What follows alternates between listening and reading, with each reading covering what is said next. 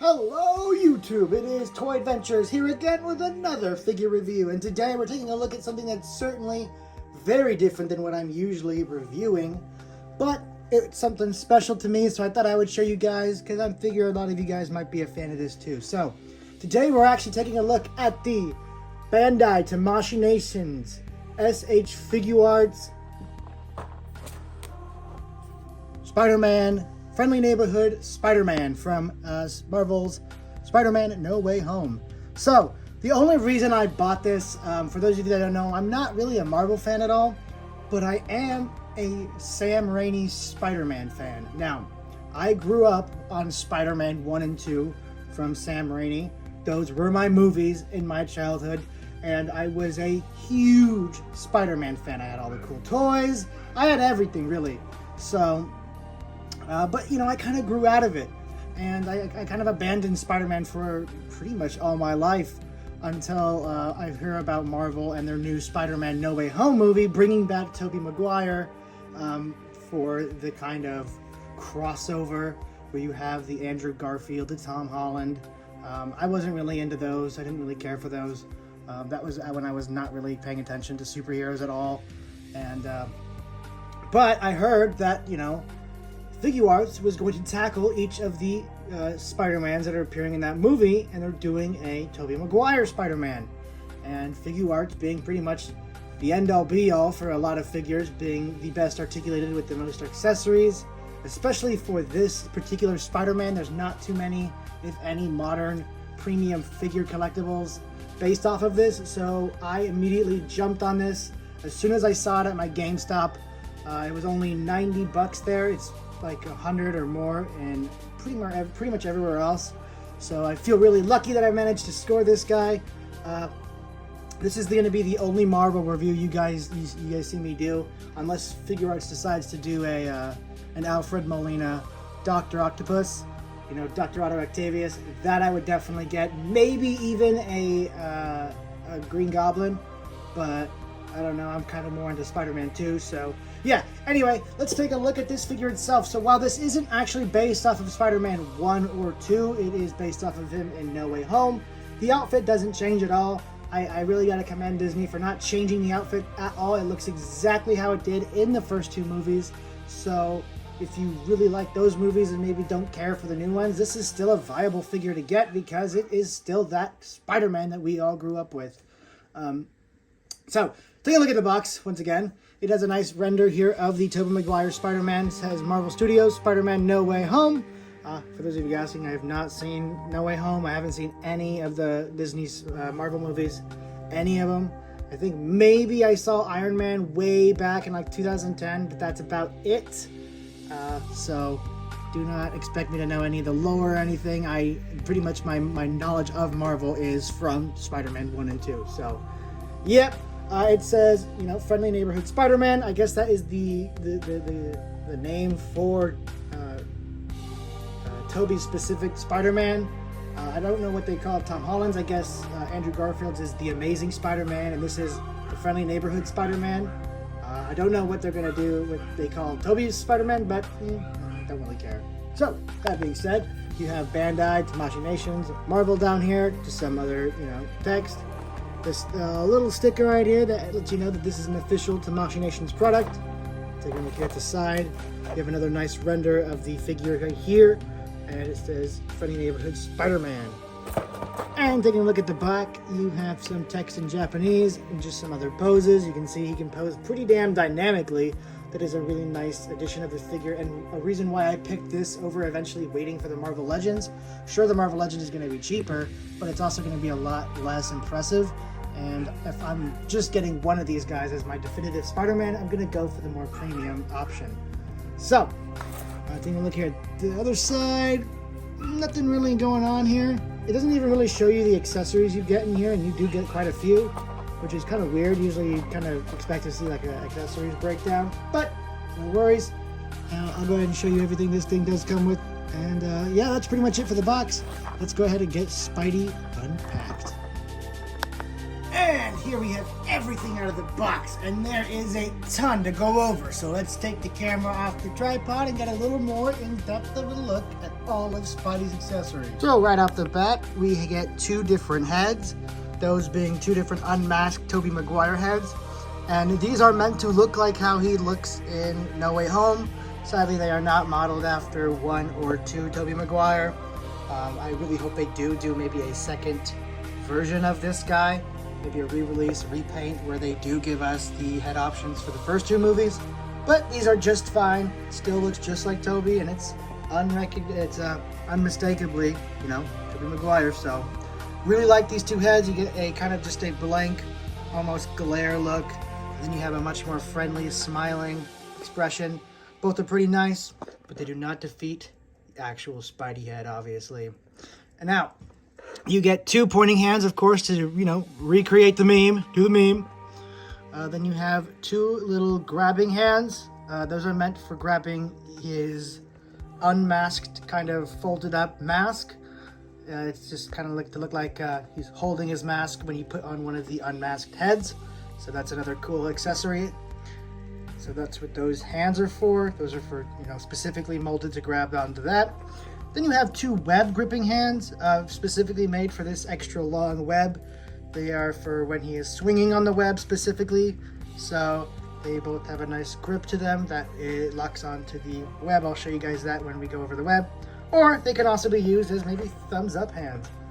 Pretty good little dynamic use for those hands. You also get, of course, two web slinging hands. Iconic, gotta have those with a Spider-Man figure. And you have two splayed hands, again, another requirement for a Spider-Man figure, for especially to hit a lot of Spider-Man's iconic poses. And of course, he comes equipped with two fists. You also get, in terms of web effects, two little kind of shooting webs. You can see these as maybe combat webs. He's attacking somebody with these.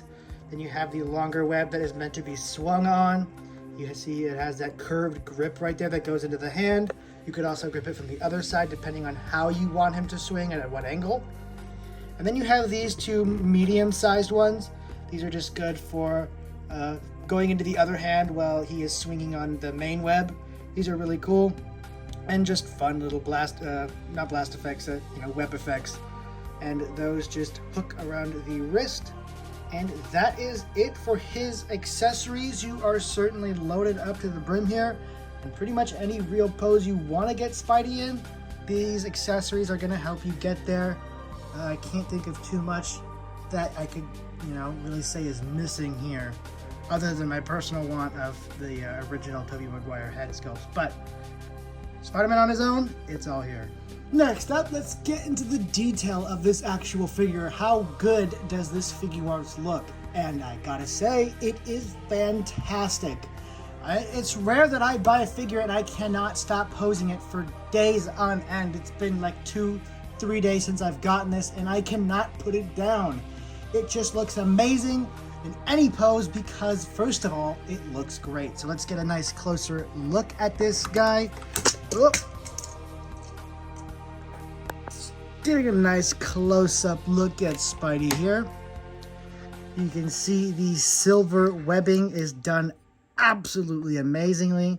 The spider looks super crisp right there on his chest, and underneath all that webbing is this really intricate kind of almost scaling design done throughout the entire body, including on the blue parts. This looks exactly how it did in the movies. I just rewatched them yesterday to kind of get me back in the mood, and it looks absolutely spot on. The detail on this guy is phenomenal. The spider on his back looks amazing and lines up very well. Boy is double cheeked up, of course. Absolutely phenomenal sculpt work going on. It is super detailed, super fine, and yeah, I am very impressed with this one. This really exceeded my expectations, my hopes for this figure. I knew I was going to get it the moment I saw it and it was announced. I'm like, yes, premium Tobey Spider-Man, finally. And it did not disappoint. I do have a few small gripes with this figure, but it's not really with the figure itself, more like, in terms of an action figure. It's more so with the kind of construction of it. I'll go ahead and get into those right now, and it's really just the gap in his arms right here. The arms, I guess, don't fully push in. Maybe they're just a little warped in some way, but there is a noticeable gap right there between the shoulder and the bicep, and the bicep right here. Just really strange. It doesn't quite link up all the way, and really that's my only complaint with this guy, is that the shoulder, the arms look a little disconnected from the body, just a little strange, but nothing too bad or crazy. And once you tuck them all in, it looks just fine. So really, I don't have too many things I can say negative about this guy. I was really trying right there to think of something negative, but I just can't do it. So I picked this guy over Marvel Legends, not only for the detail, because this thing I'm sure is far more detailed than the Marvel Legends, probably better proportion too, but also the articulations. If you're gonna get a Spider-Man, it needs to be able to hit a pose. It's kind of required for such a dynamic, nimble character, and I think this figure can definitely hit a pose better than the Marvel Legends can. So that leads us straight into articulation. Let's see how well this Spidey poses.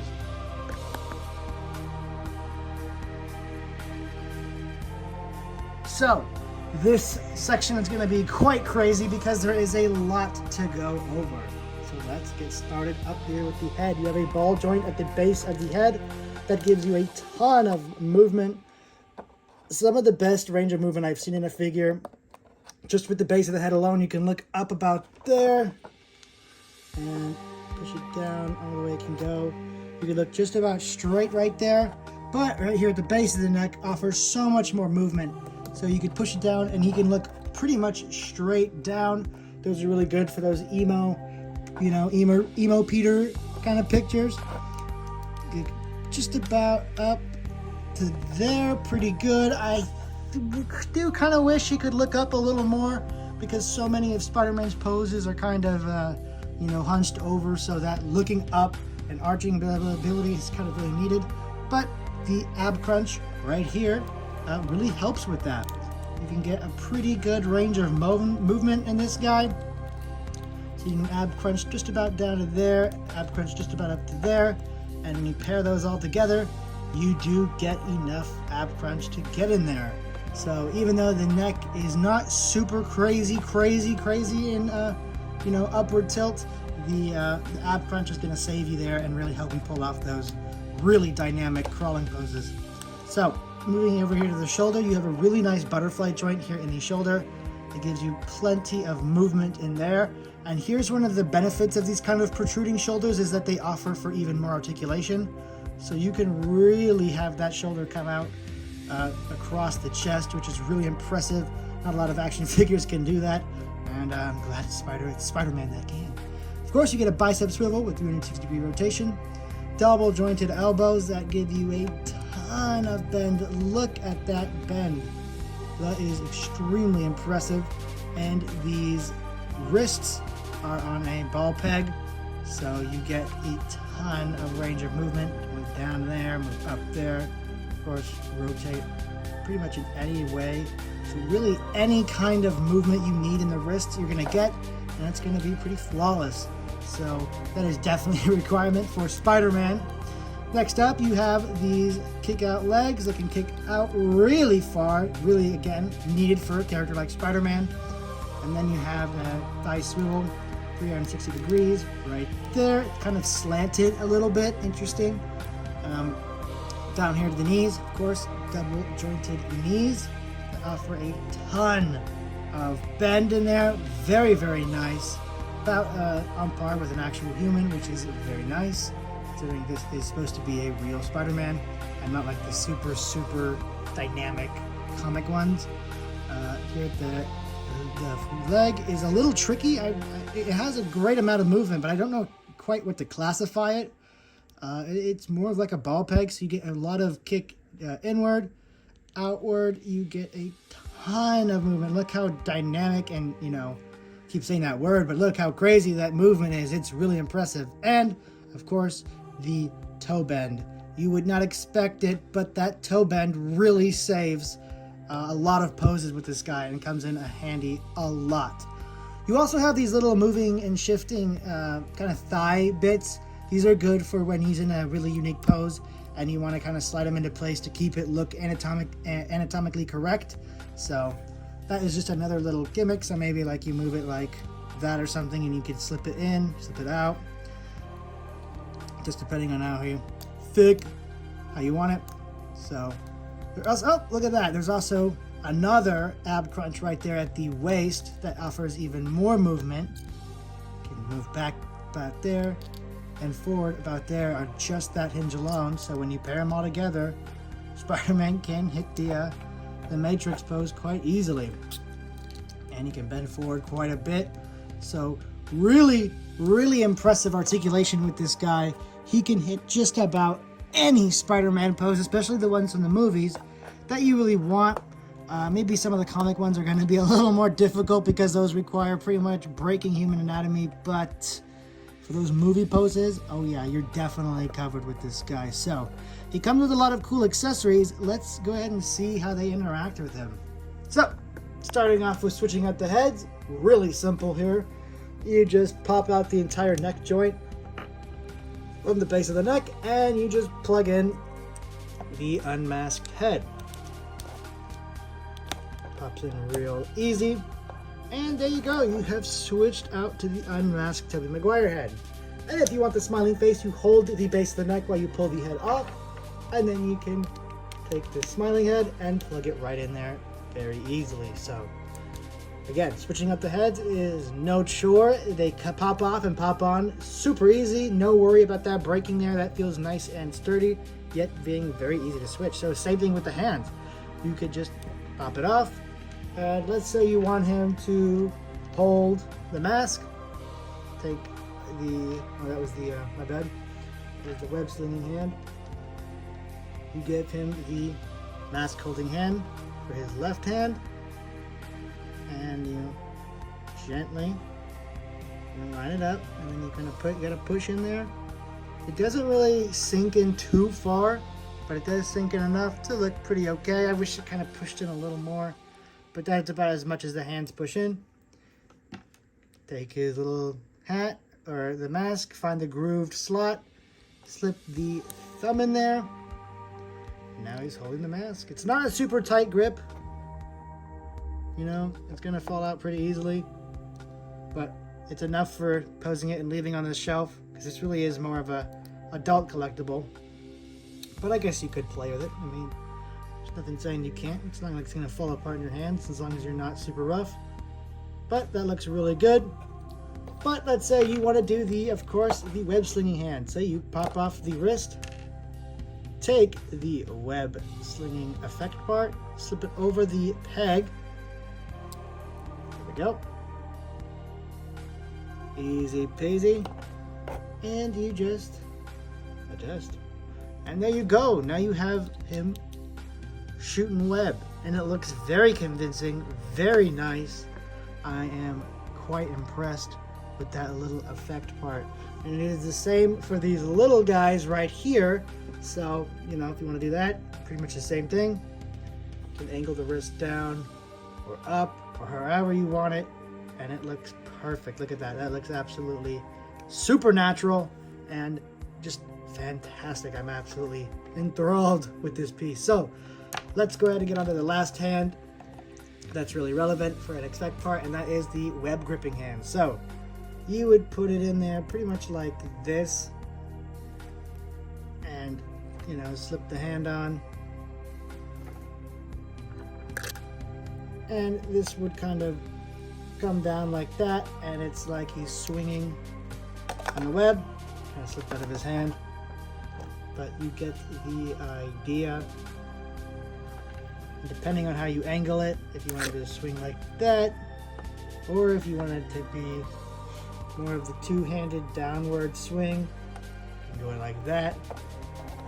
Just to kind of give you an idea. But what I like to do is use the other end, plug that in,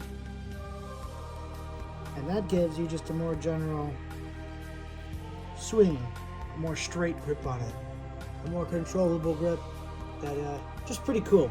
So that is it for the kind of, really interesting dynamic hands. The other ones are just pointing, and switching those out would be just about the same. So really all we got to cover next is scaling, because I know a lot of people are curious, how does this guy scale in with other figures? Now of course I don't have any Marvel Legends to compare it to. That's probably going to be a really big deal breaker for some of you, but I do have Indiana Jones Adventure Series and G.I. Joe Classified, so that's what we're going to do.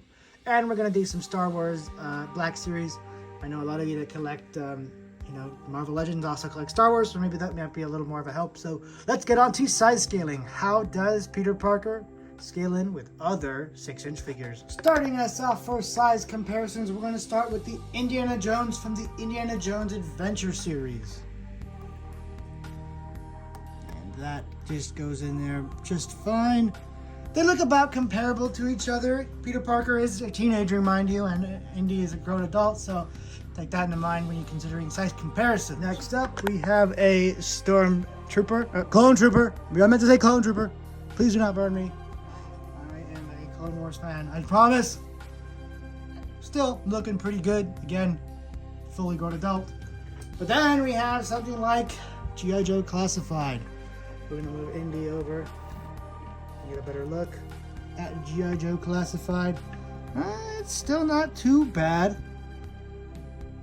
Again, I guess you could still say, he's a teenager, so maybe. I still could see Spider-Man fighting some Cobra Troopers, and that would be quite a cool little crossover. So, anyway, that's really all I had to say about this guy. This is an absolutely fantastic figure. Obviously, it's getting an easy 10 out of 10.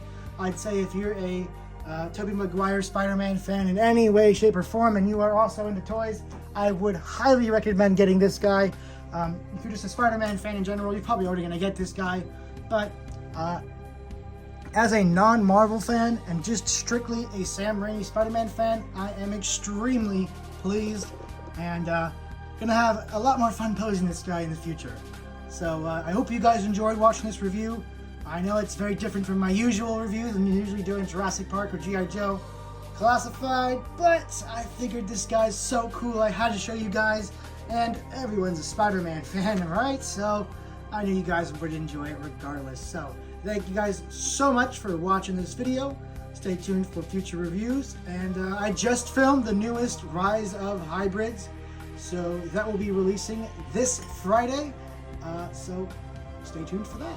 Anyway guys, thank you so much for watching. This has been Toy Adventures, signing out. Peace!